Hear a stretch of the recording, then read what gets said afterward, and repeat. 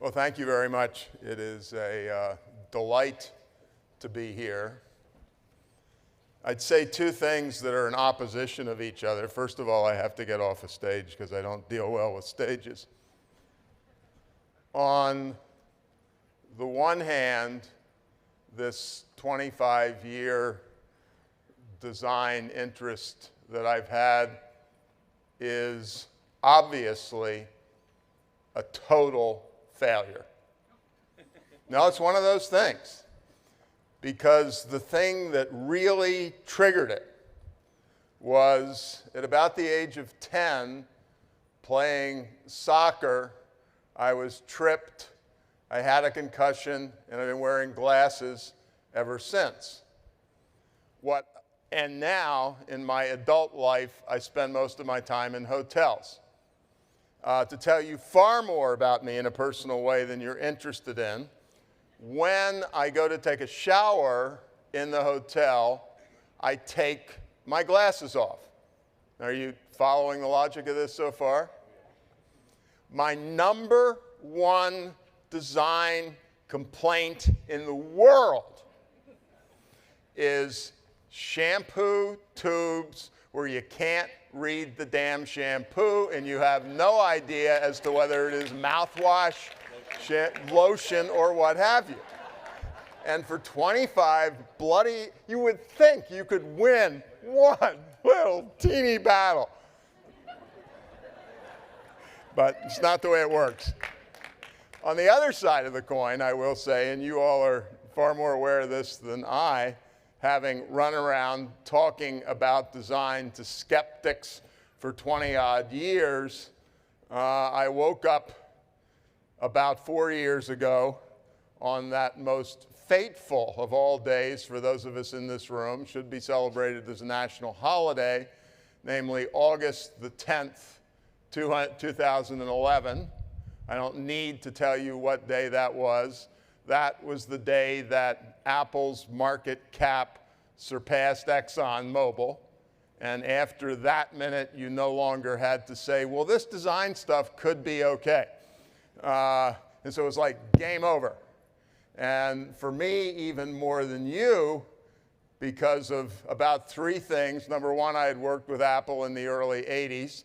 That was Steve Jobs' incarnation number one, where he literally was one of the worst human beings God ever put on earth. And number two, which was even better, my brother-in-law was a very senior manager at ExxonMobil. And that made it all. The other thing I would say, looking at you all here, is you may wonder why somebody would stand in front of you wearing a black suit. And my answer is about threefold. A, it's what I wear. B, I cannot help the fact that I am a McKinsey graduate. And C, there is nothing much less attractive than a 72-year-old McKinsey graduate attempting to mimic his 29-year-old son who is in social media in Brooklyn.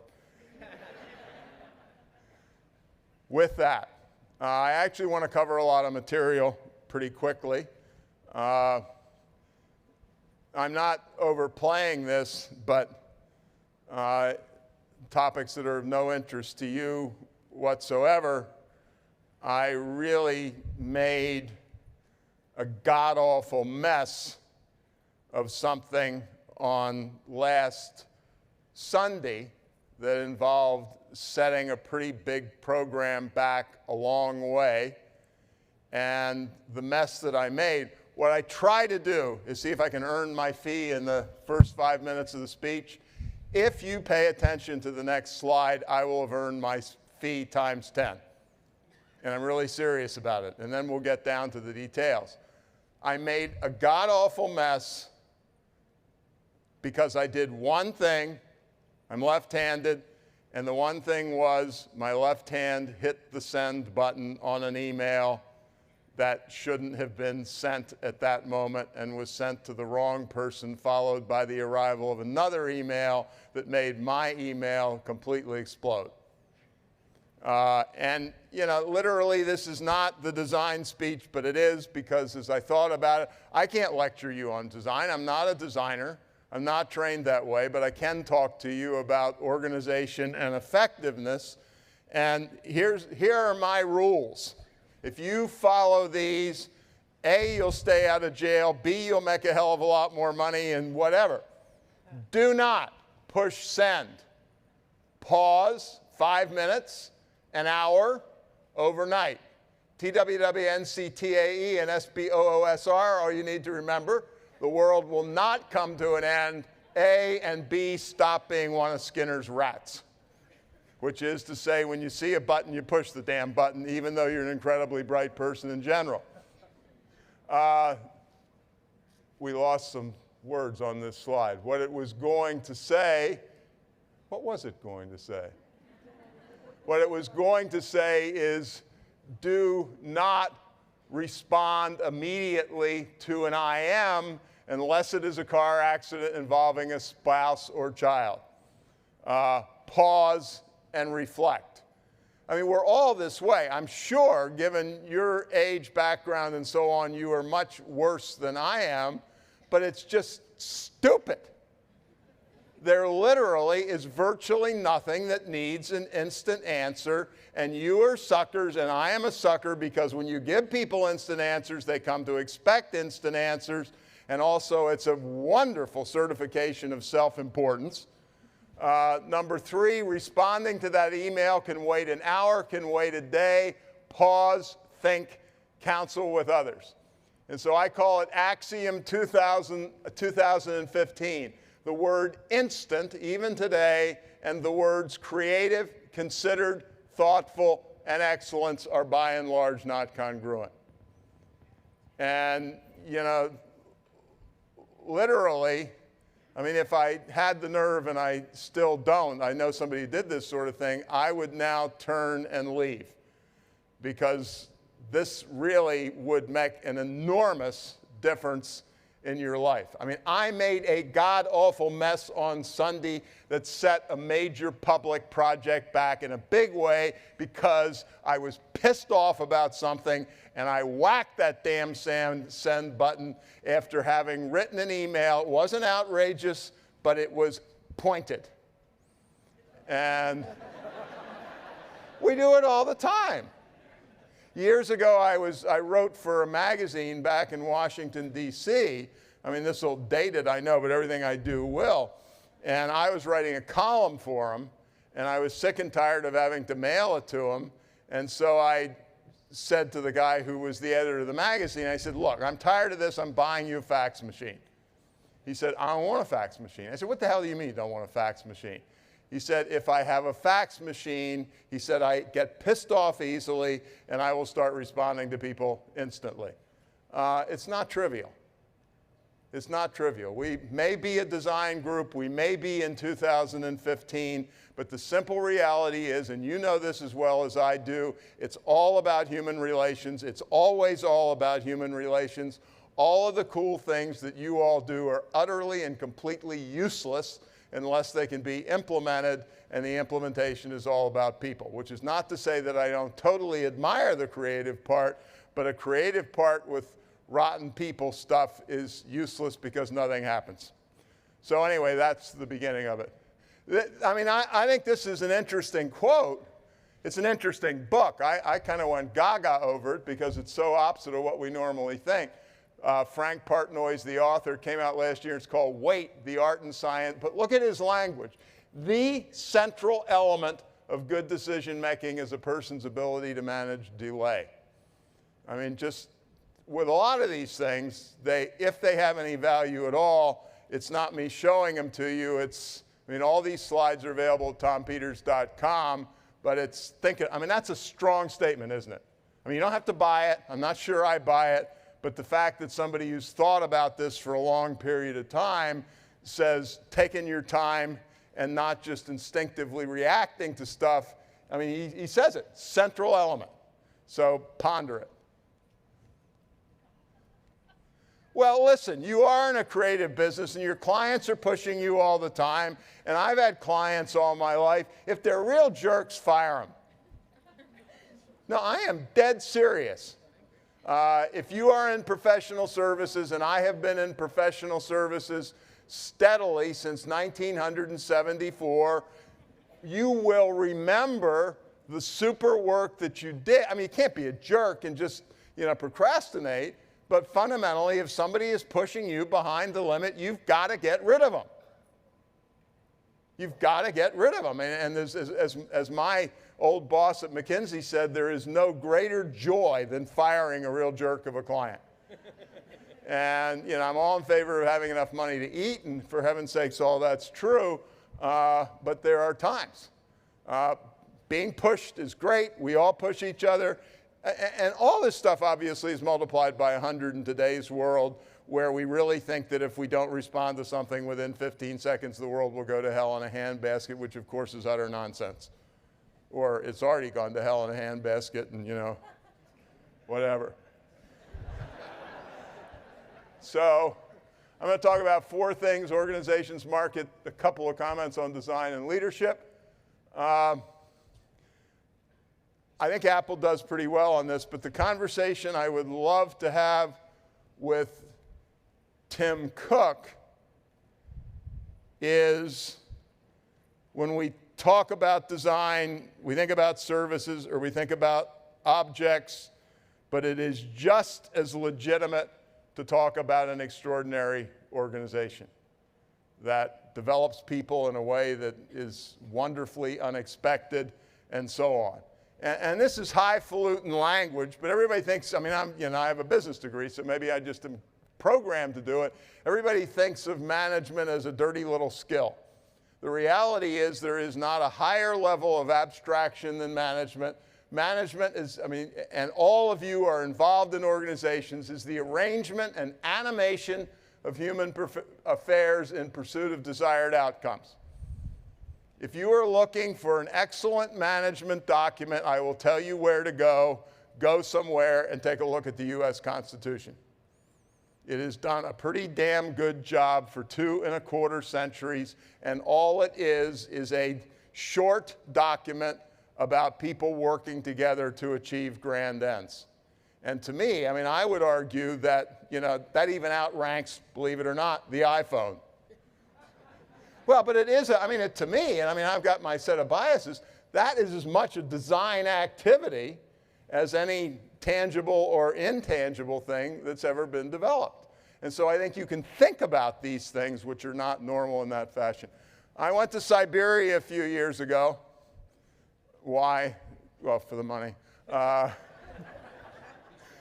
at least I'm honest.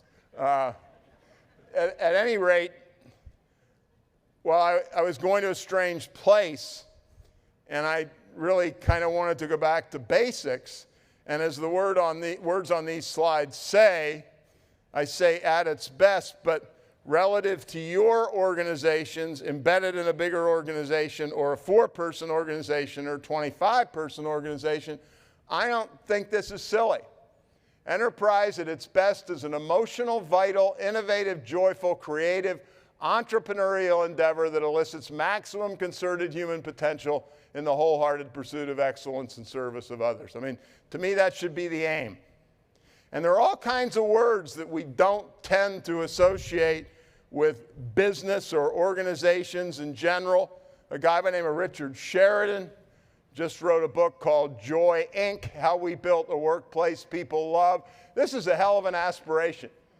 It may sound radical, unconventional, bordering on being a crazy business idea.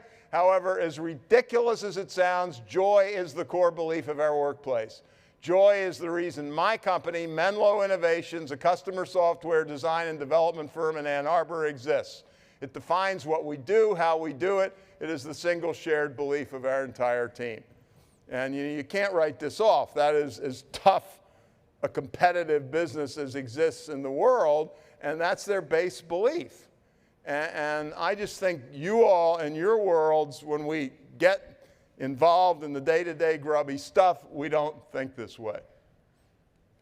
I despise mission statements because they're usually, for those of you in big companies, written at a corporate off-site where a bunch of guys who've been drinking too much write some things down that they don't believe on a piece of paper, and then they come home and they plasticize it and hand it out to 275,000 people. But the big marketing services company, WPP, put this one together, and I really do love it. Our mission: to develop and manage talent, to apply that talent throughout the world for the benefit of clients, to do so in partnership and do so in profit. And what I love about it, we're not ignoring the fact that you have to make more money than you spend. The profit's there, but it is fully derivative of developing talent. And a large number of you in this room, in small or big organizations, have chosen managerial paths. And when you choose a managerial path, you are choosing to devote the rest of your life to developing people. Period. Robert Altman won the Lifetime Academy Award, Achievement Award a few years ago, and I happened to be watching it on television, and I wrote this down with a pencil, actually. Never have checked it out. I could. But I just loved his words. The role of the director is to create a space where actors and actresses can become more than they've ever been before, more than they dreamed of being. I think it's superb language, and I think it is the reason for existence of organizations. It's a new world order.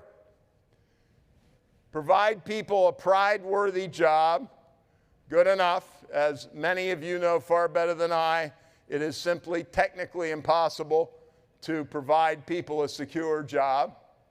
Help people be successful at their current job, which has been the standard to some extent, and a pretty good standard, but not enough today. Help people grow and prepare for an uncertain future. I remember years and years ago when John Scully, after Steve's first incarnation, was running Apple, and he wrote a book about it. And I remember his words. He said, "We cannot promise you a job for a lifetime. We can't promise you a job for a year. We can't even promise you a job for 6 months. What we will promise you is that the time you are here will be the highest growth experience that you could ever have had during that period." And that's what this means to me. I mean, this is really heavy language. Any of you basketball fans? A few. Well, there's Duke and there's Coach K. And to the best of my knowledge, nobody, including his wife, knows how to pronounce his last name. And I'm not Polish, and I don't either. But there's another Pole by the name of Mihaly whatever. Some of you may know his book called Flow. He's a very... I'm sorry, I just can't do it. I'm not going to fake it. I mean, if you're going to laugh and be such a smart ass, you pronounce the thing. I'll hand you my microphone. If you want to beat me up, then do it, brother.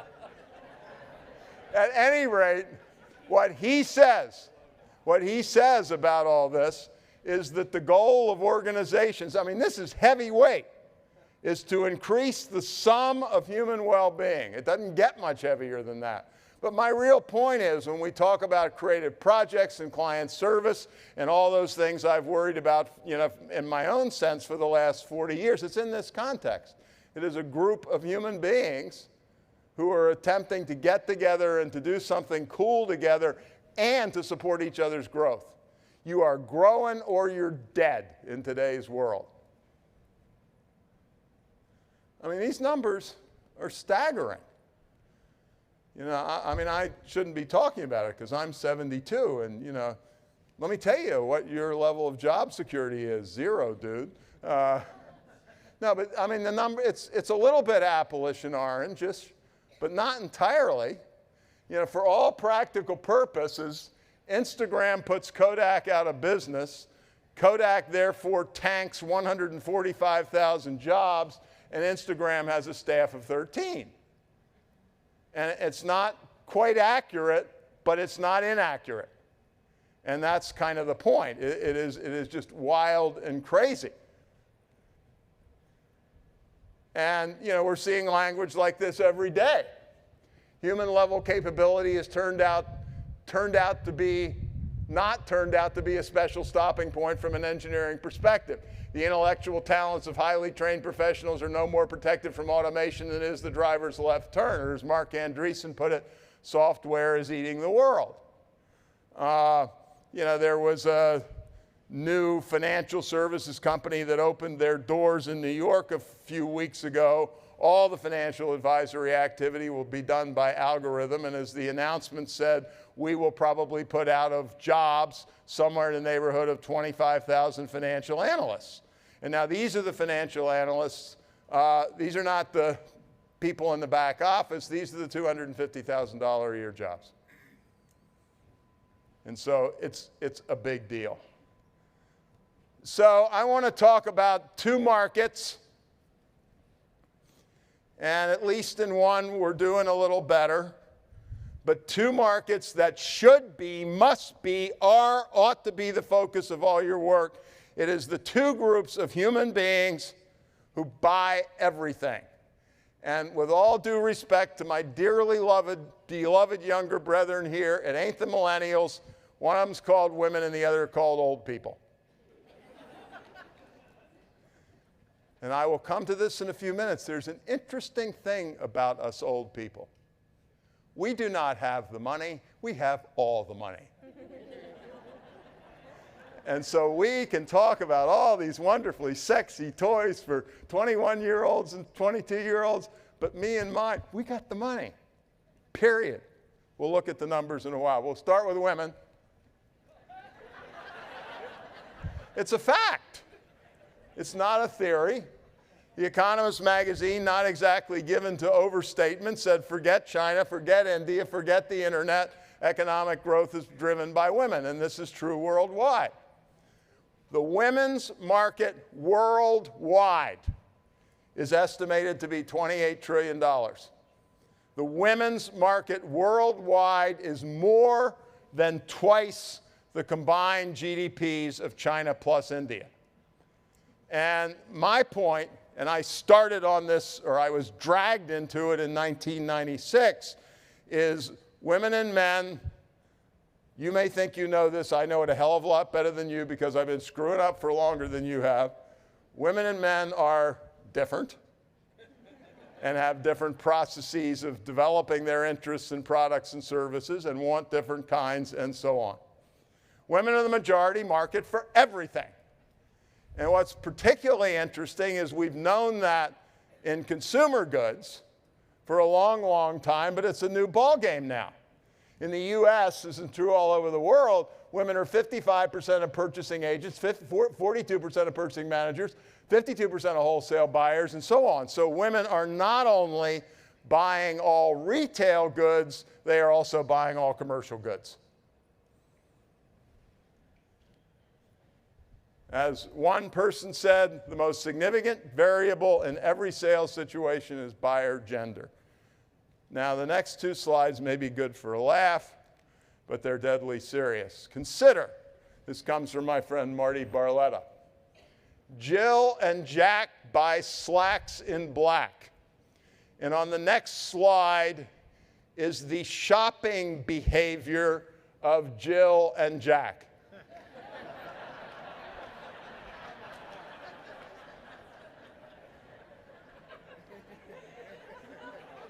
Jack wants a pair of jeans. He goes into the damn store. He goes to where the hell the jeans are. He grabs the jeans. He turns around. He runs as fast as he can to the checkout.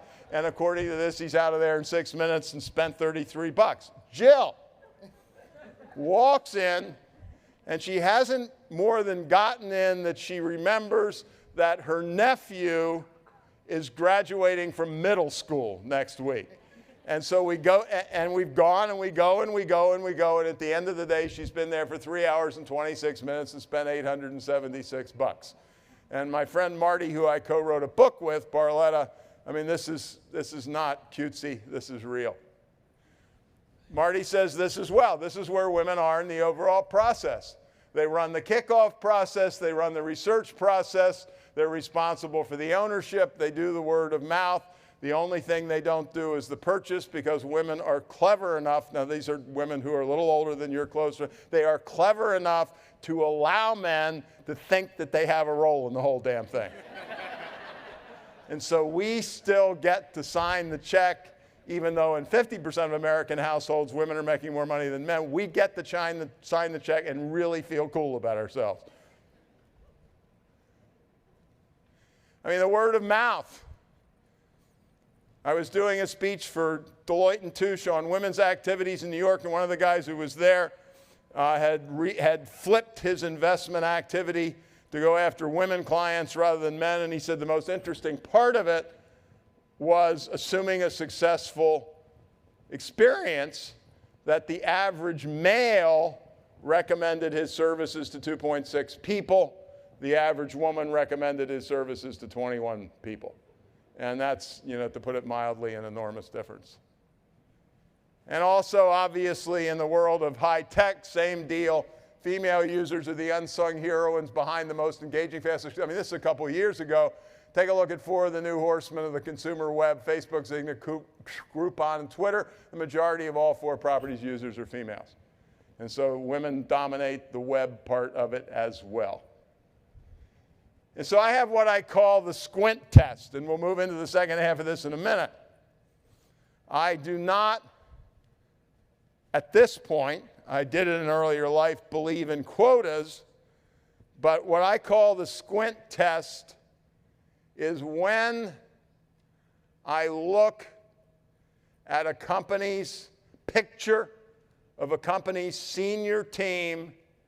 I'm not counting, but the photograph ought to look roughly like the market being served. And time again, you will find a 14-person executive team with 3 women, and you will discover that women are the purchasers of 85%. I'm not asking for quotas.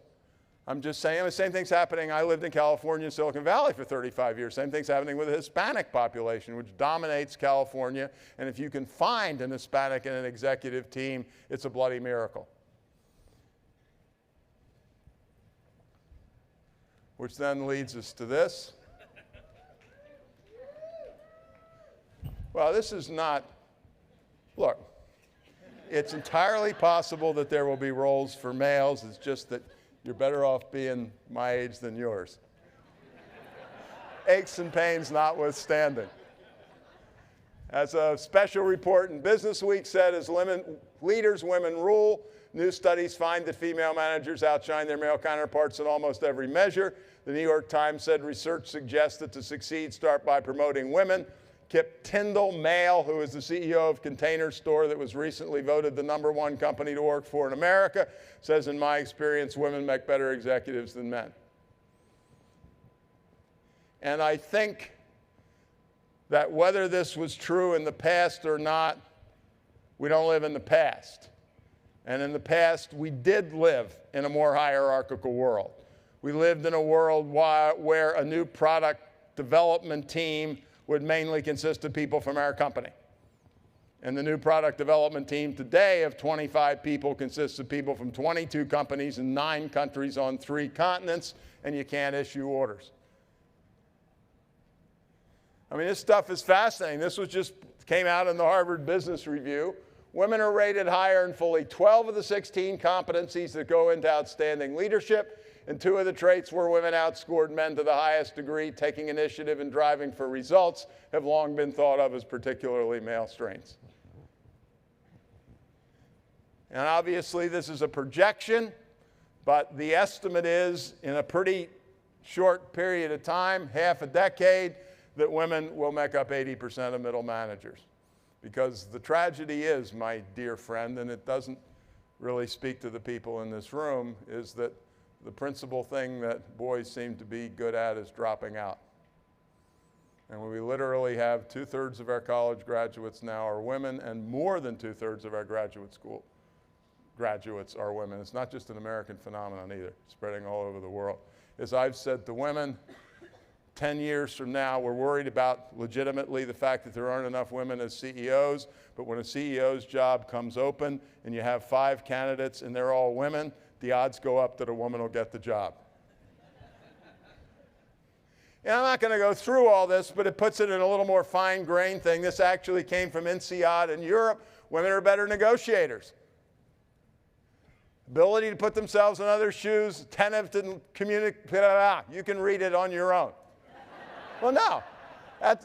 These slides are not obviously meant to be artistic. They are my notes, which I am turning into your notes because we put them up at the website by the time this thing is over.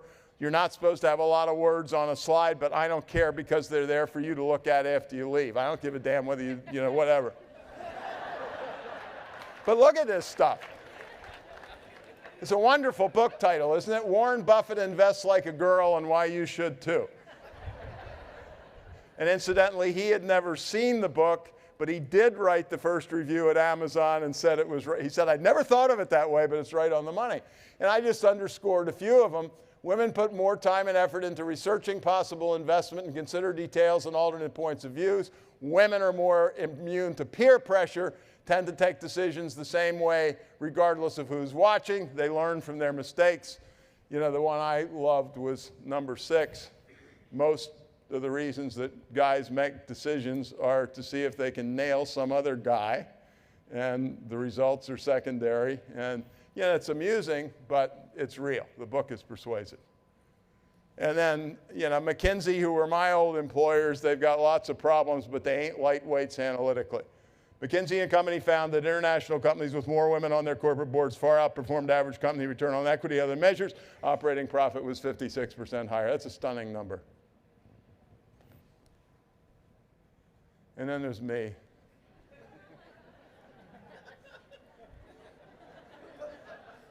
Well, you go to conferences like this, which I adore, and you would literally think the average customer was 27 years old. The average customer may be 27-year-old, but the 27-year-old doesn't have any money. I have the money. Now, these numbers are staggering. Look at this. This is the U.S. One baby boomer will turn 65 every 8 seconds for the next 20 years. And then you look at the next one. And I know this really hit me between the eyes because I at least didn't think of it that way. People turning 50 today have more than half of their adult life ahead of them. If you're my age, it was like your parents were packing it in by 65. And now, do you know the rate of business startups for over 65s is higher than it is for under 35s? I mean, it's crazy stuff going on. But, you know, we're not all dead in the water by retirement age anymore. And look, there's the number. 65 and olders have a net worth that is 47 times higher than, and I'm talking this to you, this not beating you over the head. I'm saying those of you in this room are basically doing wonderful things, but you are in commercial businesses, and the notion of a commercial business is that it is associated with customers, and there's your customer. And the simple fact of the matter is that this customer group, is largely unattended. You know, the only damn thing people do is run an ad and put old people in it now.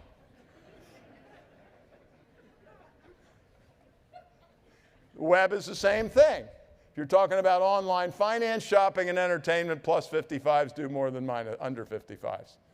And so, I mean, it's like across the board sweep. As this guy who runs American Demographic said, marketers' attempts at reaching those over 50 have been miserably unsuccessful. No market's motivations and needs are so poorly understood. The new customer majority is the only adult market with realistic prospects for significant growth and dozens of product lines for thousands of companies. And so we're it. No, but I mean, the point of the two pieces are the two biggest markets on earth are A, women, B, older people, and then the sweet spot of all sweet spots, which is older women. Well, we go 10 years earlier, for God's sakes. Now, I'm about to get in trouble, but I hope I've been nice enough to this point. This just came out of it came this morning because I was obviously going to talk to you, and so I was just thinking, I mean, I don't have any right to think design thoughts, but I did anyway. And I'm really nervous about these slides, next ones, because some of you are going to be really pissed off. No, you are. I mean, seriously, personally. Some people will be personally pissed off. So these are just a half dozen things I want to say. That's okay. Number one, I am a Donald Norman fan. And Donald Norman may have been the first to say it right. It's always the designer's fault. If something, I mean, he wrote a wonderful book called it was first called The Psychology of Everyday Things. Now it's called The Design of Everyday Things. And he's a usability freak. But the whole point is that if I can't do something with a piece of software, it's your fault who designed it. It's not because I'm a klutz, because you're supposed to take that into account. Number two, which is the one that's going to piss some people off, 9 out of 10 infographics suck. Or the way that I like to describe it, an infographic, the definition, a tangled, tufted, multicolored graphic representation that turns a complex idea into an incomprehensible complex idea.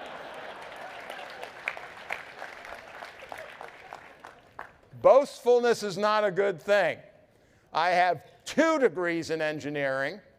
I have 2 degrees in business. I have 8 years at McKinsey & Company. And in terms of spatial and mathematical stuff, in the 4 times I took it, to the best of my knowledge, I may have slipped to a 798 on my college board. I mean, I got nothing in English. But I may have slipped, but meaning that I ought to get this stuff. And all I get is pissed off. Now, there was some damn thing in the New York Times, and what they were trying to do was relate everything to everything else, and they thought if you used a lot of colors and things curved around, it would be clear. It was utter, unspeakable, incomprehensible bullshit. I believe that Edward Tufte has done more damage than many countries' armies. I get it. I was at McKinsey. We lived for charts and graphs. We had an entire department on how to do presentations that clients would understand relative to very complex idea. I get this stuff. And literally, and I know I'm being a smart aleck at some level, if I can't understand it, there's a problem. And so I know some of you are involved in this. I love infographics, but for Christ's sakes, do something people can understand. No, I'm really frustrated. I got my Economist about a week ago, and it had lots of good stories, but I got this damn infographic on about page 20. I just threw the thing away.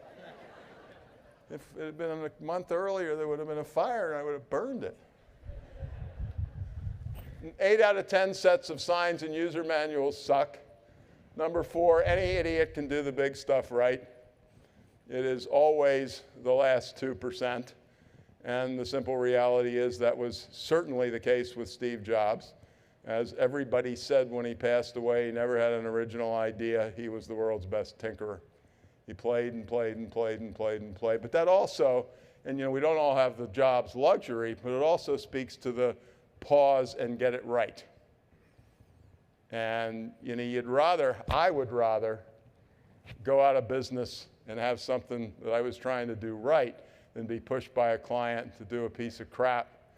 I want to eat. I want enough money for that. But and then number 5, which is meant to irritate people relative to the prior thing, and I mean it and don't mean it. Men cannot design for women. 27-year-olds cannot design for 57-year-olds. Or as I put it gently on the next slide, a male 27 designing for a 57-year-old female is a laugh, and yet the wealthiest target in the market is a 57-year-old female. There are many exceptions to this rule. I am not trying to be a jerk. The point of the market analyses that we were going through before, the 2 big markets are women and the aging market.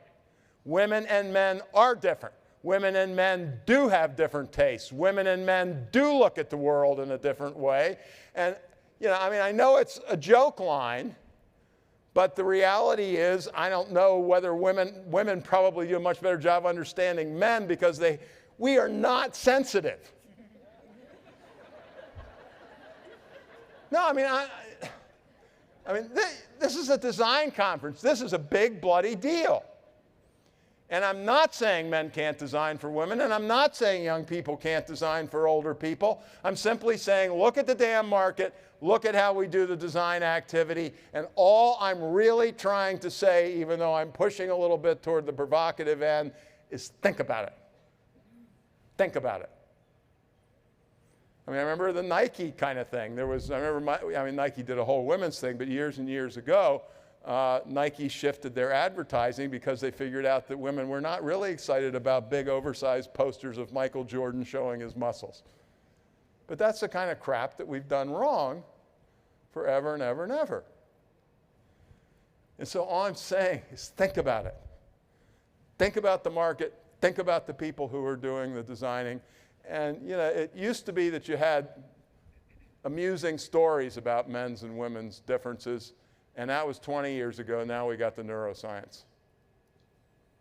You know, relative to the human contact, for example, by the age of 3 days, little girls are making 4 times more human eye contact than boys do, which makes sense if you're a Darwinian. But I mean, and when you think about that, your designers, think of the implications of that in the design delivery of our products and services. Women are interested in relationships. You and I aren't. Well, no, I mean, statistically speaking and overall, it's the case. I remember reading long ago, there was a basketball coach who was very successful, and he had coached women's and men's teams to championships. And he was describing the difference in simple terms. He said when my women, I think he probably used the word girls, but when my women at halftime were behind, we sat down in a circle and talked about it. He said when my boys were behind, I went and threw garbage cans at the wall because it couldn't get through their Darwinian spear throwing heads unless you, but I mean but the point is that, you know, it's a cute story, but it has incredible implications for the things that you do for a living. Okay. Then the last one, artificial intelligence is eviscerating your creativity. And you all ought to be worried about this. I mean, this is an architecture example. In his elegant book, The Thinking Hand, the distinguished Finnish architect Juhani Pallasmaa argues that the growing reliance on computers is making it harder for designers to imagine the human qualities of their buildings, to inhabit the works in progress in the way that people will ultimately inhabit the finished structures. And I really thought that last sentence was a killer for the people in this room. Calculative power grows, sensory engagement falters. And at a level that's very trivial compared to what you do, my wife and I moved after 28 years in Vermont down to southern Massachusetts a year and a half ago. And it's a place in amongst the rivers and so on, so there are no straight roads and it's very confusing. And so I used my GPS. My wife didn't, which has nothing to do with male and female differences. She just didn't and I did. 2 years on, I don't know where anything is. No, but I mean, you know, it's good for a chuckle, but it's real. I don't know where things are. And fundamentally, and I read some stuff about this, what apparently is the case, which is really scary, is my brain has been reprogrammed. It's not just that, I mean, literally, according to the neuroscience, I'm literally losing my sense of direction. And I would contend that all this is absolutely dead center about what you all do for a living, which is not to say that the benefits of what we're doing are not incredible, but the downsides are too.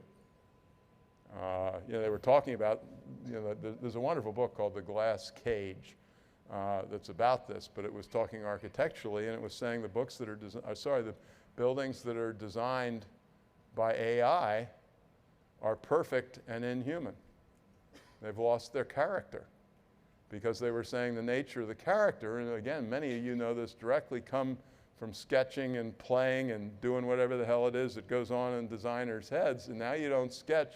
You push one damn button with the architectural SuperCAD stuff, and the one button organizes every room, decides on the room side based on the demographics of the people we're dealing with, and spits out the final design plus all the working drawings, mechanicals, et cetera.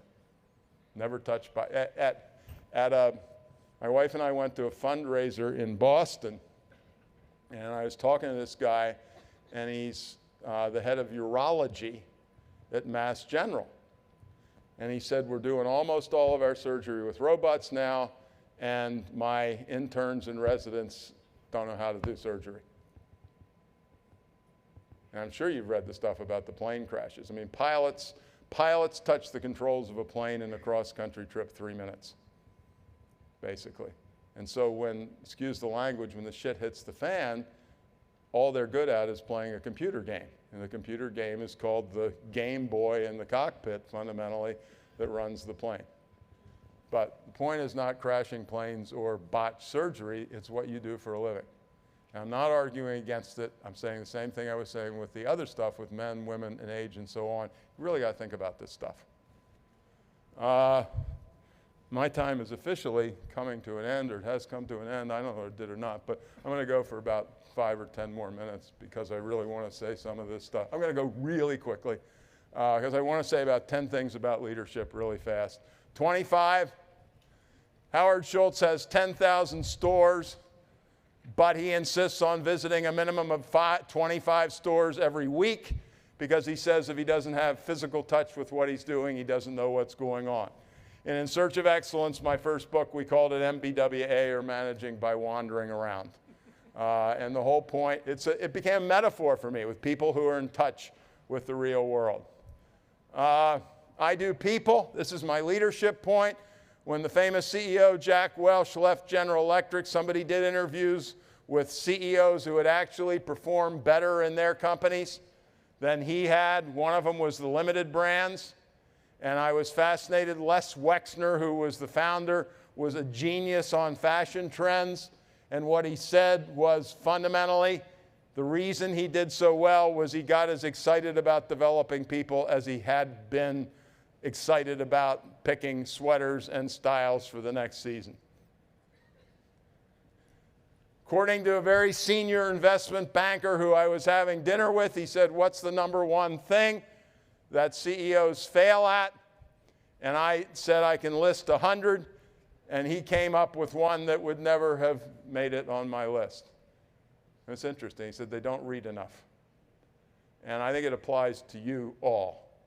The definition of the people in this room are busy as hell, and the definition of the word around you is it's changing all the time, and you got to be a serious student.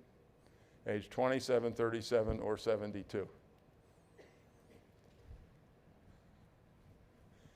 And then, just to continue this, your judgment, by the way, is awful.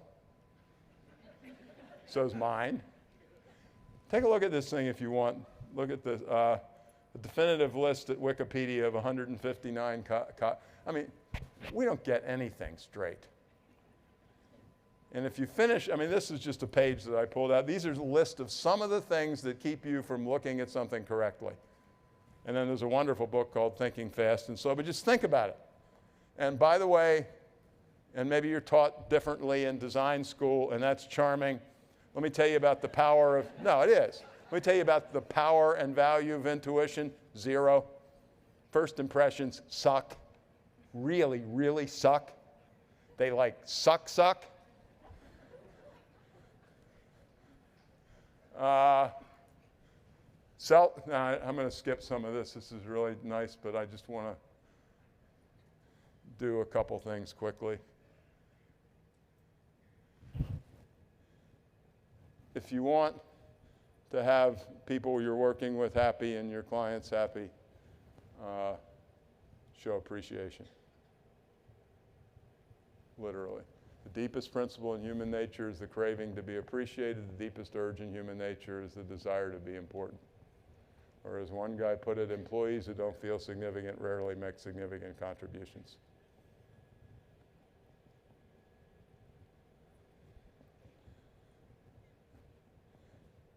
and it applies to all of us regardless of our position or age, and I will, if you want me to go to the mat on this one, I will. The two most, why am I wasting your time with this? Because it's right. The two most important words in the English language are. They really, really are. There are an awful lot of things that you can say about the South that a lot of people think are not attractive. I live in New England. They think that all the time.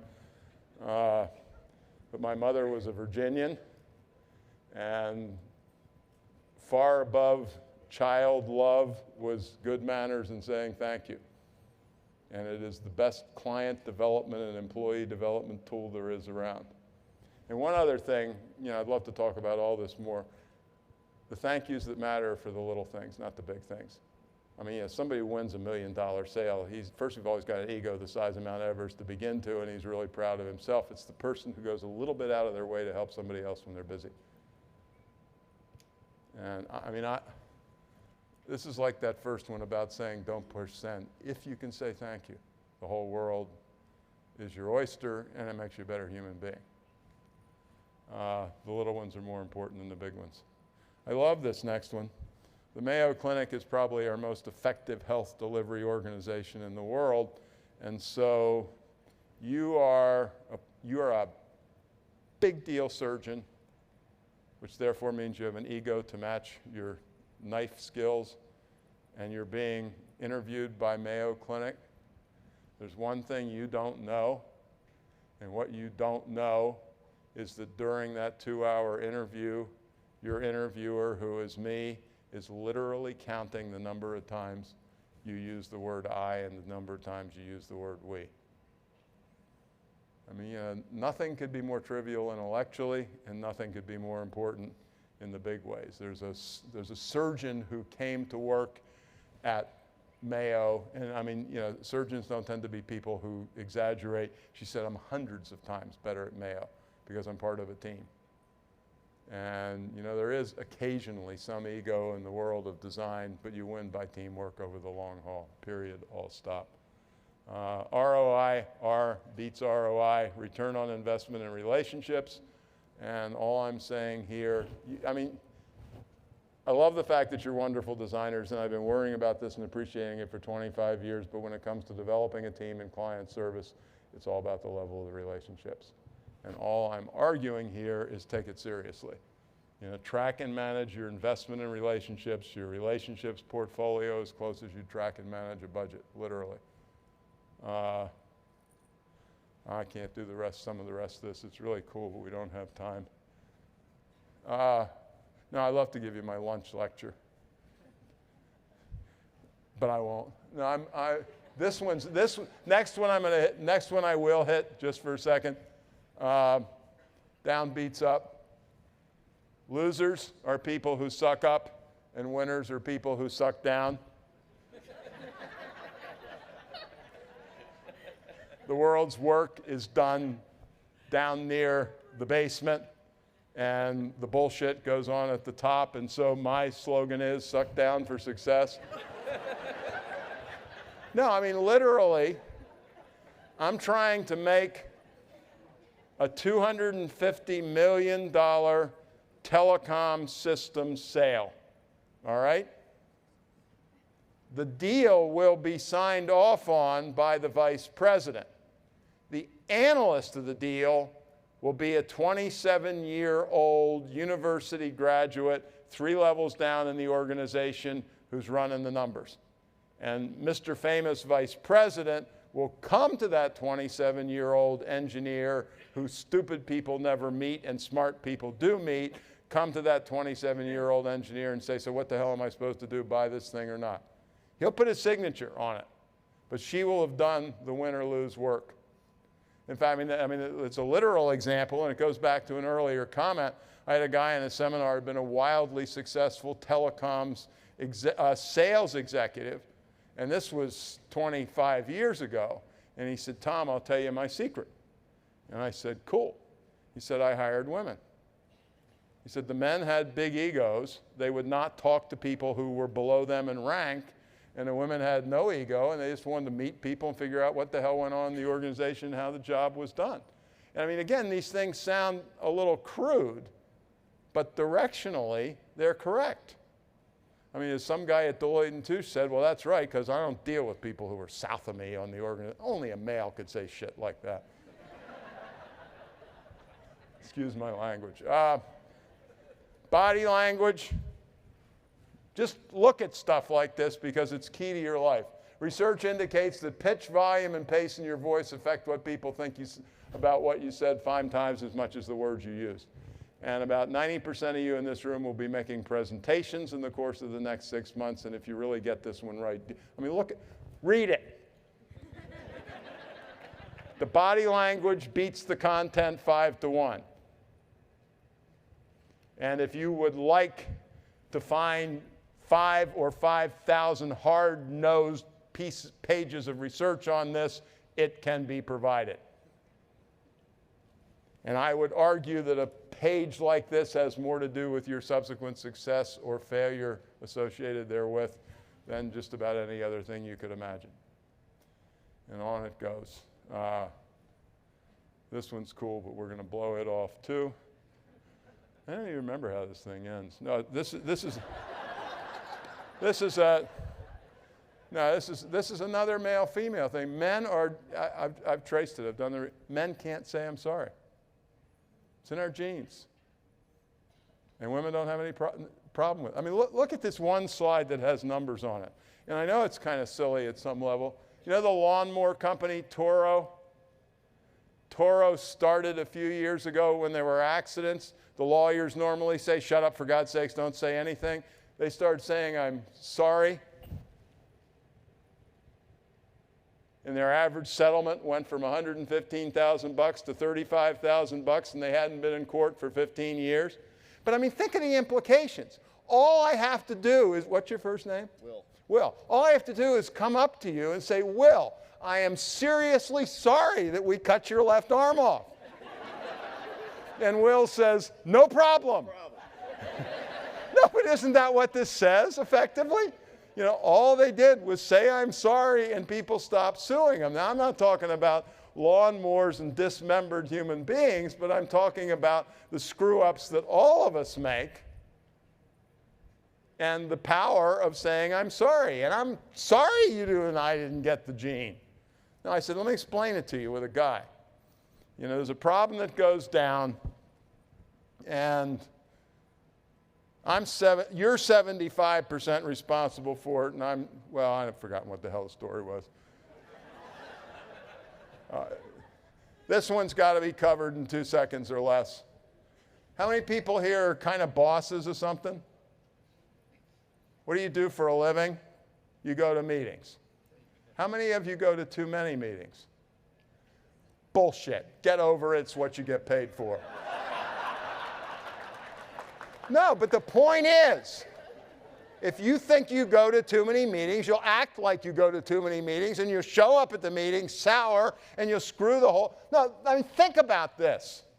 You can complain all you want, but if you're a boss, meetings are what you have chosen to do with the rest of your adult life. So do it right. It's what you do. I'm really serious. They are the #1 thing bosses do. Therefore, 100% of those meetings should involve excellence, enthusiasm, engagement, learning, and so on. Should they not? They are what you do. Make it good. I mean, you know it as well as I do. You're pissed off. You're under pressure. You walk into a meeting with 11 people that actually has an important goal, and you have a sour expression on your face.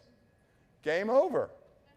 It's like that body language stuff that says, you know, the way you talk is a hell of a lot more important than what you say. But this is, you know, this is not a joke. It is what you do. You do think there are too many of them. I don't have any doubt that if you work like hell, you could trim the number by 5%, but it's still going to be enormous. It's how you spend your life as an adult. I mean, what do you want? I've heard some of the presentations. You want to do great work. And you will do great work to the extent that you gather the enthusiasm of other people. And the reality is it's going to happen in meetings. Prepare for every meeting as if your professional life depended on it, and it does. This is what you do. You walk into a meeting unprepared, you have a sour look on your face. I didn't tell you to be a boss. You did it voluntarily, which means that you said, I'm going to do meetings for the rest of my life, and that's how I'm going to accomplish things. Back to that first slide, groups of human beings attempting to achieve excellence and outcomes, right? And this happens to be the social method, whether it happens to be a virtual meeting or a real meeting. And so, really, and all that was going to say is, nah. No, I was going to give the speech on listening.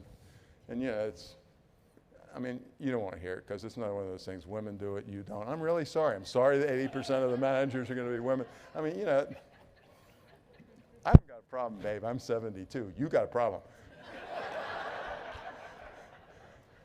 I don't know what at the end of it was. I figure out what's at the end of the presentation. Oh, yeah. That's the end, and I do want to say it. Conrad Hilton was arguably the greatest of hoteliers. Not sure you say that in a Hyatt, but what the hell. And at the end of his glorious career, there was a big celebration in New York. And a lot of people said things about him, and then finally they called him to the podium. And the master of ceremonies said, Mr. Hilton, what were the most important lessons you learned in your long and distinguished career? And this is probably the guy who was the most important hotelier. Mr. Hilton, who was a glorious-looking fella in his mid-80s, walks up behind the podium, looks out at this audience of grandees and says, remember to tuck the shower curtain into the bathtub. And with that, he turns and walks off the podium. The simple reality is, in your projects and my projects, we get them in the door with great location and great architects. We get them back for the second through the 20th time because we tuck the shower curtain in. Which is to say, after all the grand things that you will see in others' presentations and maybe some of the things that are reasonable in mine, at the end of the day, it's always about execution. It's always about execution. And the way you pay off those $200 million you spent on the hotel is shower curtains and tucking them in. And one thing that means is people who get off on that are real gems. They don't tend to be noisy. They tend to be quiet. And they tend to get off on stuff that you and I might find boring, but they get off on it. And there's a word for them, God. Anyway, it's a thrill to be here. And, I'll probably never be back at a design conference like this. No, I probably won't. I mean, I either won't be invited or what have you, but no, when I started doing the design thing, somebody said, why are you on this design thing? I said, it's very sophisticated. Cool things are cooler than things that aren't cool. So why don't we do cool? No, but I mean, that was the fundamental impetus. I have no training, no background in it whatsoever, but I like things that I like better than things that I don't like. And as you all know, stuff that you don't like is fundamentally a choice. And it's a choice that you're deeply engaged in. And as I said, as of August the 10th, 2011, we discovered that it could be worth a lot of money. Apple is now worth twice as much as the second most valuable company on earth. And this is your world, because you know it and I know it. It is pure, unmitigated design. But you know the other half of it as well. It's not sexy design, it's perfect design. It's design that took forever. It's design that took patience. It's design that took care. It's design that took love. It was design that was not prematurely launched on the marketplace, but it had a lot more to do with affection and care and love than it did with technical stuff. And per some of the earlier things I said, you got to fight for that. You got to fight for that. And the wonderful thing the wonderful thing I can say to you is, speaking as a 72-year-old, I will guarantee you that the stuff that you will remember when you're 72, if God is kind enough to keep you around, is the really cool stuff you did, not what the numbers were. as I like to say in the meeting with the big people, ain't nobody had a tombstone with their net worth on it. It's the people you've helped and the projects that have done something that just really makes your eyes pop. And you know, that's within all of us. So look, good luck, do great stuff, do cool stuff, and for God's sakes, don't push the send button prematurely. Thank you.